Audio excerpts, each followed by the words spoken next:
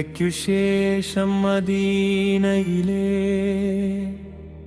ഇന്ദ്രിയമായ നഗരത്തിൽ മസ്ജിദ് നബവി മനോഹരമായി നിർമ്മിക്കപ്പെട്ടു. മുസ്ലിംകൾ തിരഞ്ഞൊരു പവിത്രമായ വഴി എല്ലാ നമസ്കാര സമയത്തും ജനങ്ങളെ വിളിക്കാൻ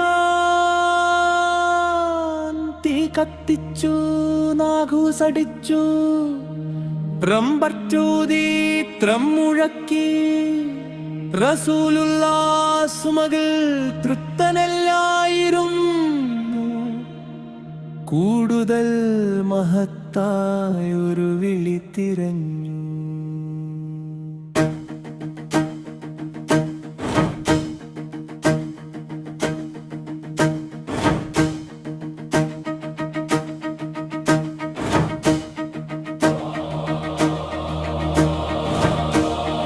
അബ്ദുല്ലാഹ് ബിൻ സൈദ് ഉറക്കത്തിൽ ഒരു മനുഷ്യൻ വന്ന് ദേഹത്തോടൊരകടുത്തു മനോഹരവും പവിത്രവുമായ വാക്കുകൾ പഠിപ്പിച്ചു. അല്ലാഹു അക്ബർ ഹൃദയത്തിൽ മുഴങ്ങി. ഉണർന്നു ഹൃദയം വിറച്ചുകൊണ്ട് റസൂലിനെ കണ്ടുമുട്ടാനോടി. എന്റെ സ്വപ്നം സത്യമാണ് യാ റസൂലുള്ളാഹ്. ബിലാലിന്റെ പഠിപ്പിക്കപ്പെട്ട അദ്ദേഹത്തിന്റെ ശബ്ദം കൂടുതൽ ഉയർന്നതാണ്.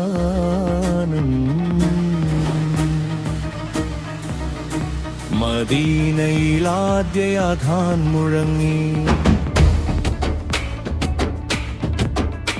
ബിലാലിന്റെ ശബ്ദം ആകാശത്ത് നിറഞ്ഞു.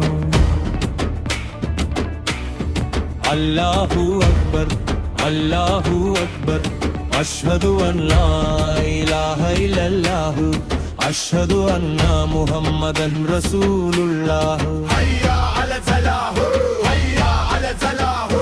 ഖിയാമത്ത് വരെ നിലനിൽക്കുന്ന വിളി സ്വപ്നത്തിൽ നിന്ന് നിത്യസുന്നത്തായി. ബിലാൽ ഉയർന്ന വീടിൻ മുകളിൽ കയറി കാലത്തെ സൂര്യപ്രകാശം പ്രകാശിപ്പിച്ചു. അദ്ദേഹത്തിന്റെ ശബ്ദമുയർന്നു മനോഹരവും പവിത്രവുമായി. ആദ്യമായി അദാൻ ഉച്ചരിച്ചു. റസൂലുള്ളാഹ് പുഞ്ചിരിയോടെ കേട്ടു. സന്തോഷാശ്രു കവിളിലൂടെ ഒഴുകി. ഇതാണ് നാം തിരഞ്ഞത് യാ സഹാബി. ബിലാൽ നമ്മുടെ മുനക്ക് എന്നുമായിരിക്കും. സമ്പന്നരോ ഉന്നത കുടുംബത്തിൽ നിന്നു അല്ല, മരിച്ചു ദീർഘമായി മാനുള്ള ദാസനിൽ നിന്ന്.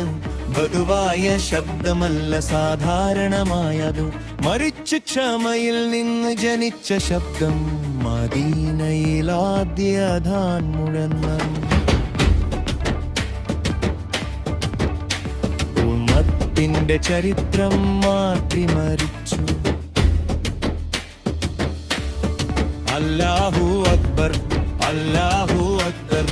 ആദ്യ വിളി ഉയർന്ന് ലോകം ഉണർന്നു.